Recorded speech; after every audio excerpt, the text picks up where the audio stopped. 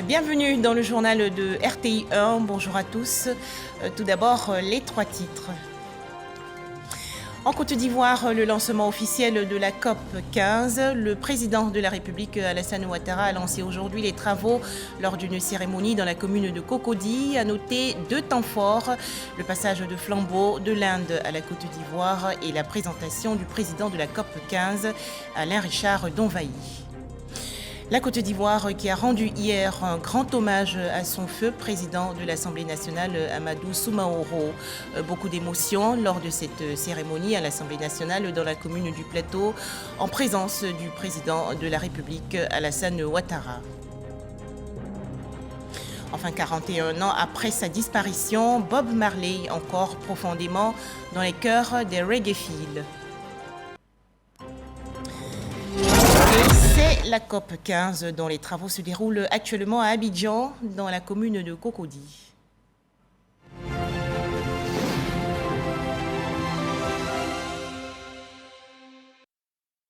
Suite des travaux à Abidjan, dans la commune de Cocody, de la 15e conférence des partis sur la désertification et la sécheresse.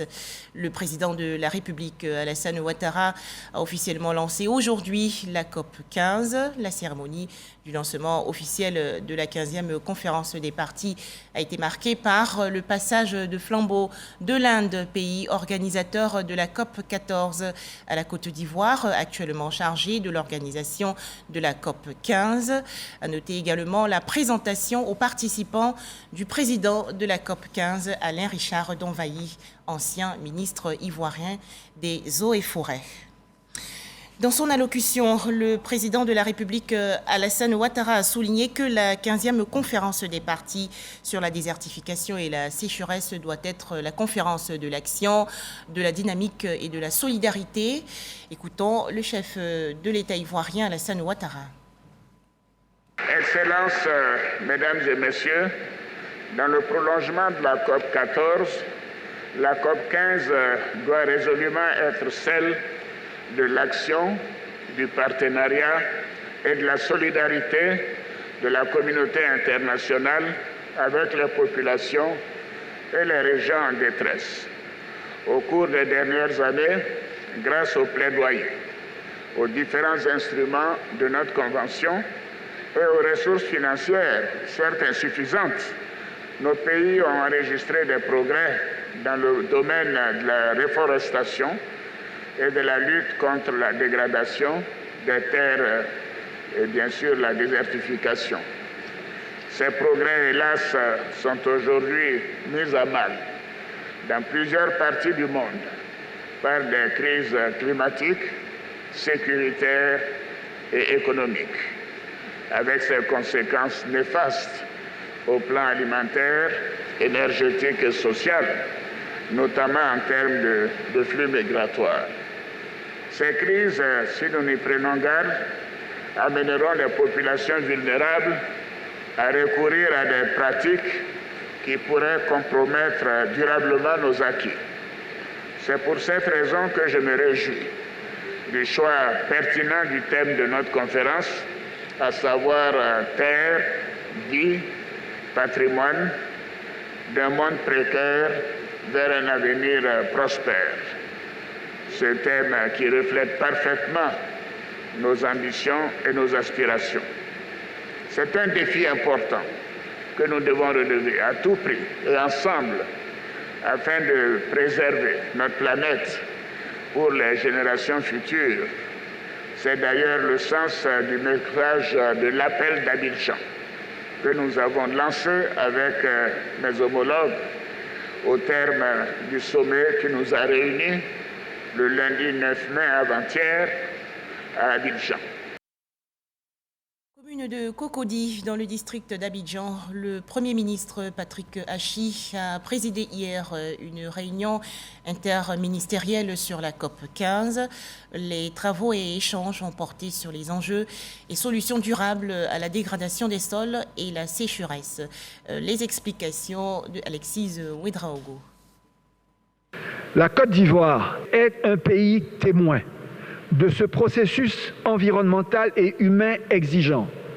Elle veut être un pays acteur de sa résolution, un pays moteur d'idées et moteur de solutions.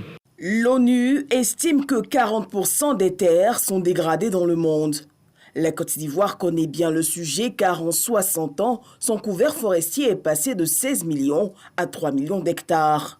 Il faut donc au plus vite trouver des solutions concrètes aux maux que sont la désertification et la sécheresse.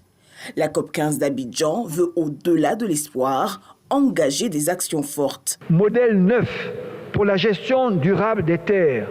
L'initiative d'Abidjan souhaite être une feuille de route à partager, adaptée et renforcée par toutes les nations sœurs qui éprouvent les mêmes enjeux.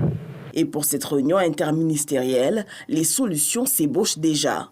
La restauration des terres comme de la forêt et la mise en place d'une agriculture écologiquement intensive, intelligente, face au climat, dotée de systèmes de production résilients et zéro déforestation, constitue la seule solution stratégique pour préserver notre environnement et garantir la prospérité de nos pays comme celle de nos populations rurales. La question de la Grande Muraille Verte qui vise à restaurer 100 millions d'hectares de terres arides en Afrique d'ici 2030 sur la bande de 8000 km allant du Sénégal à Djibouti devrait notamment être abordée au cours des travaux qui s'achèvent le 20 mai. L'accès des femmes à la terre, autre problématique abordée pendant les travaux de cette 15e conférence des parties sur la désertification et la sécheresse. En Côte d'Ivoire, par exemple, seulement 10% des certificats fonciers ruraux délivrés par l'agence foncière rurale appartiennent à des femmes. Il faut donc leur faciliter l'accès aux titres fonciers. Pour en parler, Mahama Traoré.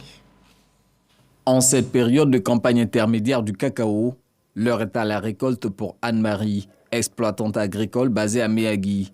Elle s'applique à couper les cabosses mûres de chaque cacaoyer de la parcelle agricole dont elle a hérité de son défunt père il y a 15 ans. C'est par cette terre-là que j'ai pu construire la maison que je vis dedans actuellement. Et j'ai même mes enfants à l'école et puis mes petits frères aussi, ils vont pour s'occuper de... Et j'arrive aussi même au village, j'essaie d'envoyer un peu d'argent à la famille qui est là-bas aussi.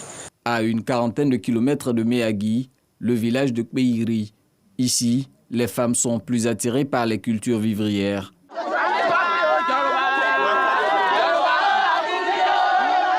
Au prix de leur bravoure, ces cultivatrices goûtent aujourd'hui à l'autonomisation financière, mais dans la plupart des cas, elles ne possèdent pas les parcelles qu'elles contribuent à mettre en valeur. La place là, je ne l'ai pas achetée. Mon mari est de Kpeiri. Donc nous avons vu la forêt, nous avons nettoyé. Nous avons parlé au chef du village, nous avons donné la place pour planter le riz.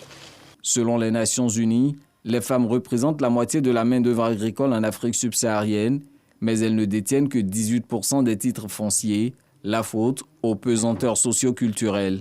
Selon nos traditions, la femme est appelée à quitter sa famille d'origine pour aller se marier. Donc, lui, donner une parcelle de terre dans sa famille d'origine revient à extraire cette parcelle de terre-là de sa famille d'origine pour la transmettre à la famille de son mari parce qu'on estime que si elle a accès à la terre, c'est son mari qui va en bénéficier. Et également dans la famille de son mari, puisqu'elle est étrangère dans cette famille, elle vient d'une autre famille, elle n'a pas accès à la terre. Du coup, elle est au milieu, elle doit travailler comme main-d'œuvre auprès de son mari pour l'aider à créer des champs qui appartiennent à la famille, mais dont le mari a exclusivement la gestion. En Côte d'Ivoire, seulement 10% des détenteurs de titres fonciers ruraux sont des femmes, selon l'agence foncière rurale AFOR. À Méagui, les autorités coutumières veillent à lever les restrictions et les barrières pour voir ce taux augmenter. Nous, on juge au regard du droit, parce que tous les enfants sont égaux, disent la loi. Donc s'il y a une fille qui est fille de son père, qui est décédée, qu'il n'y a pas de garçon tel qui prend.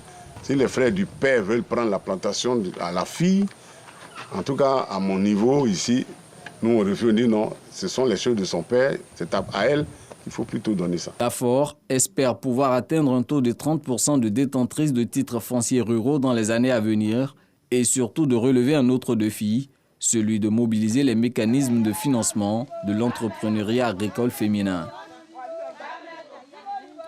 La 15e conférence des partis sur la désertification et la sécheresse s'est ouverte le 9 mai dernier à Abidjan avec le sommet des chefs d'État présidé par le président de la République de Côte d'Ivoire Alassane Ouattara et le caucus sur le genre ouvert par la première dame Dominique Ouattara.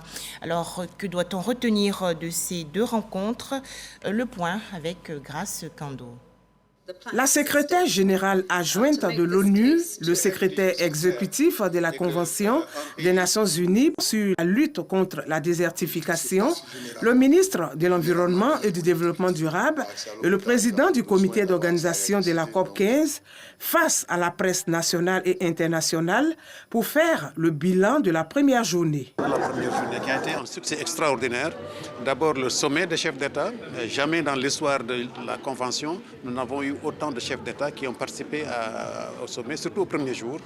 Ensuite, le caucus genre, qui était aussi un grand succès, présidé par la première dame, avec la participation de plusieurs personnalités du monde. Au cours de cette conférence, Ibrahim Thiam s'est aussi prononcé sur l'état de santé de la planète. La planète est malade par l'activité humaine. Nous sommes quasiment 8 milliards de personnes sur Terre. Et nos activités que nous menons aujourd'hui ont conduit à détruire les milieux naturels, a conduit à polluer les forêts, à polluer les cours d'eau, à détruire les forêts, à créer un système chaotique dans le monde. Concernant la dégradation de la forêt ivoirienne, le ministre de l'Environnement et du Développement durable a mis l'accent sur les actions à mener pour la reconstitution du couvert forestier. Nous avons perdu pratiquement 80% de notre couvert forestier en Côte d'Ivoire. Et aujourd'hui, jusqu'en 2030, il est question donc de reconstituer donc cette forêt à hauteur de 20%, ce qui va faire passer donc la forêt à 40%, ce qui n'est pas négligeable. Si la forêt est détruite, ça a un impact véritable donc sur le climat, ça a un impact aussi sur l'appauvrissement donc des sols. La réussite du concept cacao zéro déforestation implique un partenariat public-privé, selon le ministre Jean-Luc Assis. Autre actualité, le Togo exprime sa compassion à la Côte d'Ivoire confrontée au décès récemment de son président de l'Assemblée nationale, Amadou Soumaoro. La présidente de l'Assemblée nationale du Togo, Yawa Tsegan, a ainsi été reçue hier par le président de la République, Alassane Ouattara. Les précisions de Jérôme Kofi Abola.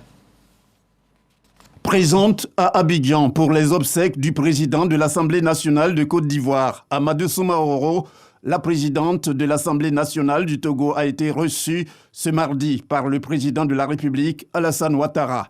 La présidente de l'Assemblée nationale de la République togolaise a indiqué être porteuse d'un message d'amitié et surtout de condoléances du président de la République du Togo, Faure Gnassingbé, à son homologue ivoirien, Alassane Ouattara, après le décès du président de l'Assemblée nationale, Amadou Soumaoro. Nous avons eu le privilège et l'honneur d'être reçus par son Excellence, Monsieur le Président de la République.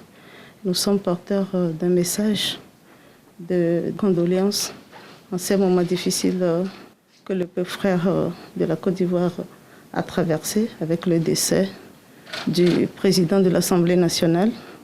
Donc nous étions porteurs d'un message de condoléances de son Excellence, Monsieur le Président de la République du Togo, qui nous a chargé de lui transmettre toute son amitié et sa solidarité, sa proximité en ces moments difficiles.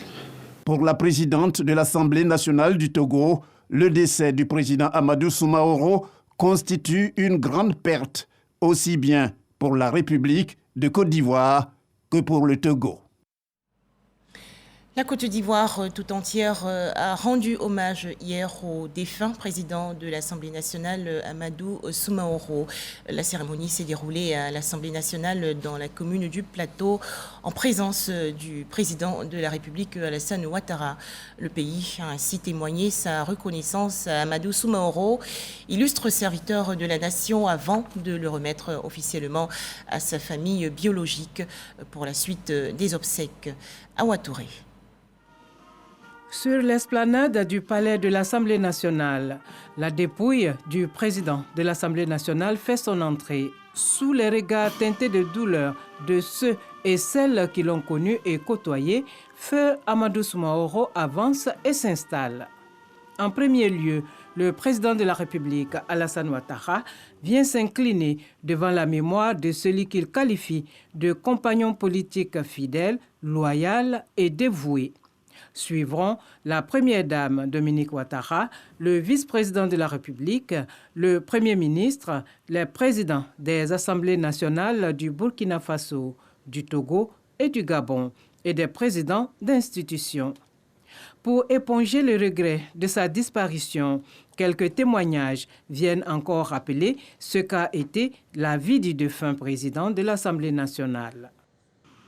Lui, enfant de Lossény Soumaoro, grand militant politique, attaché au président Houphouët-Boigny, tu as gravi toutes les étapes, traversé toutes les difficultés, bravé toutes les animosités, mais tu es resté toujours debout pour ton mentor, que dis-je, notre mentor, Alassane Ouattara.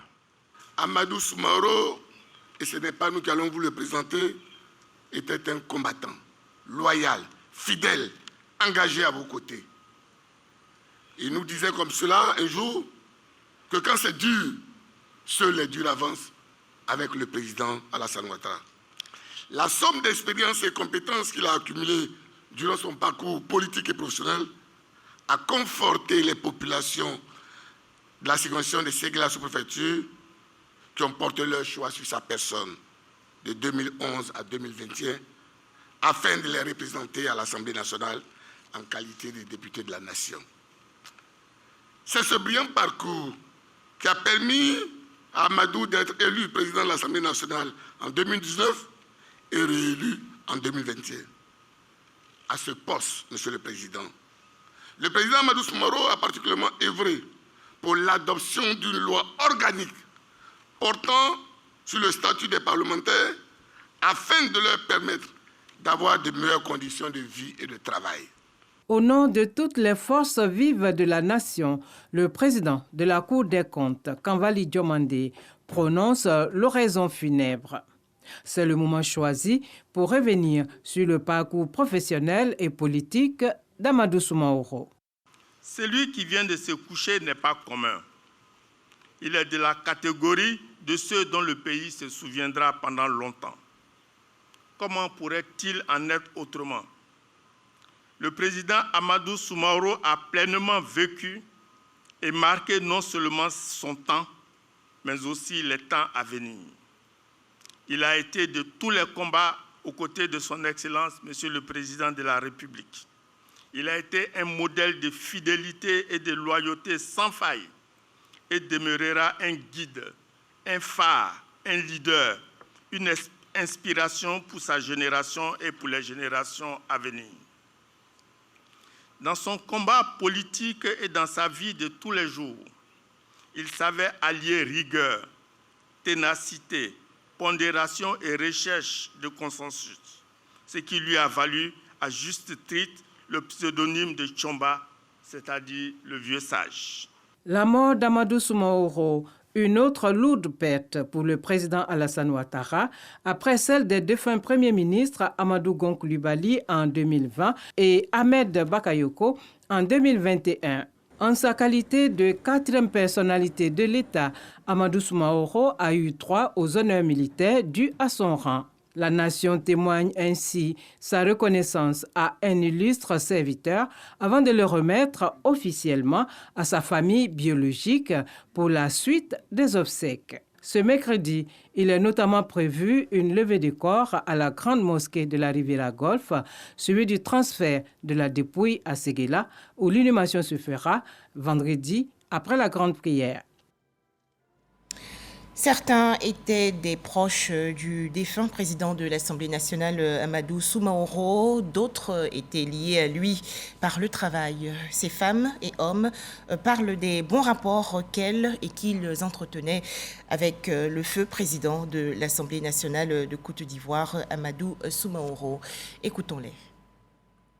C'est donc le cœur plein de douleur que nous constatons aujourd'hui son départ vers l'éternel, le départ définitif. Il quitte ces lieux qu'il a animés toujours en tant que député, ensuite en tant que président de l'Assemblée nationale. C'est un grand combattant, homme de conviction, homme engagé, qui s'en est allé, un grand serviteur de l'État et qui avait une boussole, comme nous tous, le président Alassane Ouattara. Et pour le président Alassane Ouattara, aujourd'hui, c'est une autre perte qui vient de s'ajouter aux grandes pertes que nous avons connues. Les grands hommes, les grandes nations doivent se donner les moyens de surmonter toutes ces épreuves. Aujourd'hui, la Côte d'Ivoire pleure un de ses fils, son président de l'Assemblée nationale. Un homme de conviction, qui avait du caractère, mais qui savait allier caractère, humanisme, souplesse et respect de l'autre. Pour moi, c'était un ami, c'était un frère. Ce grand monsieur qui nous quitte a été de tous les combats aux côtés de son Excellence, M. Alassane Ouattara, président de la République de Côte d'Ivoire. C'est un grand militant du RHDP que nous perdons. Et en pareille circonstance, les mots nous manquent pour traduire ce que nous ressentons. C'est un monsieur qui est affable, qui est très contemporain à tout le monde. Partout où vous le trouvez, il est de bonne humeur. C'est comme ça qu'il a présenté sa vie au peuple. Le président de l'Assemblée nationale, Amadou Soumaoro, fait partie de ceux dont la Côte d'Ivoire oubliera difficilement le nom. Mais également, je dirais, sa formation politique. Membre fondateur du RDR, il a été de tous les combats. Il est un modèle de combativité, un modèle de loyauté, un modèle de fidélité, quelqu'un qui était généreux en effort dès lors qu'il s'agissait de faire respecter donc, les décisions du président de la République, la vision du président de la République. Toute l'Assemblée nationale de Côte d'Ivoire en état de choc depuis l'annonce du décès le 7 mai dernier de son président Amadou Soumaoro. Les parlementaires et le personnel saluent la mémoire d'un travailleur. Ils sont au micro de Moussa Konaté. Il avait été élu président de l'Assemblée nationale le 7 mars 2019. Il était le 7e président de l'institution parlementaire. La présence d'Amadou Soumaoro à la tête de l'hémicycle n'aura duré que 3 ans, 2 mois. Le personnel se souvient d'un travailleur acharné. Il a œuvré énormément pour que l'institution demeure une institution forte. C'est vrai qu'il était un tout petit peu dur, on peut le dire comme ça, mais vous savez, derrière sa rigueur, c'est peut-être parce qu'il veut que le travail soit toujours bien fait, bien accompli, pour obtenir des résultats. Et les résultats, il en a obtenus, en tout cas durant ce laps de temps où il a été président de l'Assemblée nationale. Plus de 25 ans de compagnonnage au niveau de l'administration, au niveau de la politique, l'exercice de ses activités politiques et dernièrement au niveau de l'Assemblée nationale. Je garde de lui le souvenir d'un homme attachant, un homme qui a eu beaucoup de considération pour moi, un homme qui m'a placé toute sa confiance pendant de longues années. Ce mardi 10 mai, la nation rend hommage au défunt président de l'Assemblée nationale. Les députés, encore sous le choc du décès de celui qui aura contribué à revaloriser le statut de député. Mais avec cette loi qui a été votée sous son instigation, nous pouvons aujourd'hui nous comparer à des députés ici en Afrique. Aujourd'hui, nous avons une rémunération relativement correcte. Nous avons également un certain nombre d'avantages qui nous permettent de travailler dans de bonnes conditions. C'était un collaborateur très ouvert, très proche de tous les députés. Il ne faisait pas d'écart entre les députés de l'opposition et ceux du pouvoir. Au groupe parlementaire PDC-RDA, on avait commencé à adopter l'homme comme un rassembleur, quelqu'un qui pouvait permettre à ce que les différentes sensibilités de l'Assemblée nationale puissent conjuguer leurs efforts pour une harmonie au sein de l'Assemblée nationale.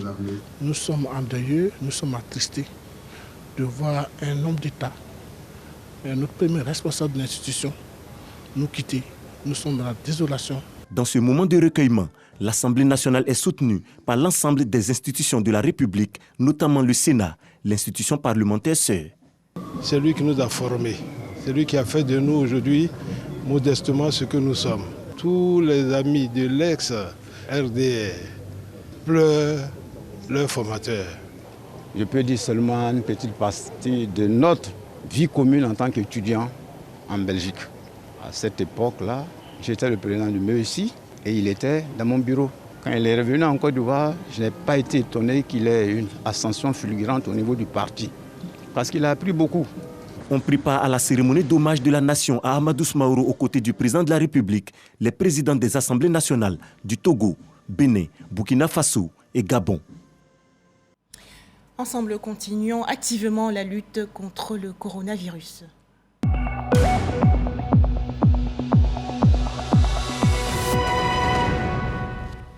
En Côte d'Ivoire, 3 nouveaux cas de coronavirus enregistrés hier par le ministère de la Santé, de l'Hygiène publique et de la couverture maladie universelle. La Côte d'Ivoire dénombre à présent 81 977 cas confirmés de coronavirus, 81 164 personnes guéries, 799 décès et 5 cas actifs. Un tout autre sujet à présent avec cet accord signé il y a quelques jours entre la communauté économique des États de l'Afrique de l'Ouest, la CEDEAO, et le Conseil de l'Entente. Objectif, booster la coopération bilatérale.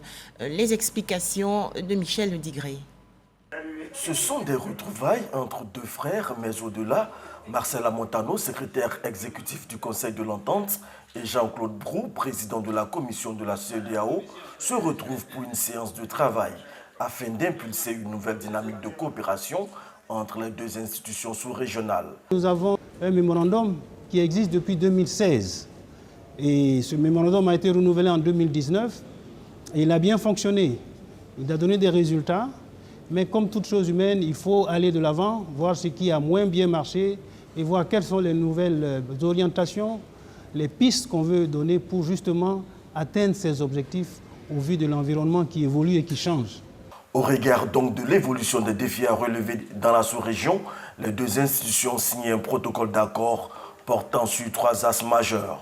L'échange d'informations, la coopération politique dans le cadre du mécanisme de prévention des conflits et d'alerte précoce de la CEDEAO. Enfin, le Conseil de l'Entente a exprimé son souhait d'obtenir, lorsque le mécanisme sera mis en place par la CEDEAO, le statut de membre observateur aux réunions de la CEDEAO, ce qui lui donnera une ouverture sur l'espace CEDEAO qui est beaucoup plus grand que l'espace de l'Entente et d'ouverture sur le monde. En ce qui concerne la paix et la sécurité dans la sous-région, les deux responsables d'institutions ont exprimé leur vive préoccupation quant à la montée de l'extrémisme violent ayant entraîné une crise humanitaire sans précédent dans certains États du Sahel. Ils ont salué les efforts des États concernés pour contenir la menace extrémiste et lancé un appel à la solidarité entre tous les États de l'Afrique de l'Ouest. Des images à présent, 41 ans après sa mort, l'œuvre de la légende du reggae, Bob Marley, continue de faire vibrer le monde entier. Robert Nesta Marley, décédé le 11 mai 1981, continue d'inspirer des générations de musiciens et chanteurs.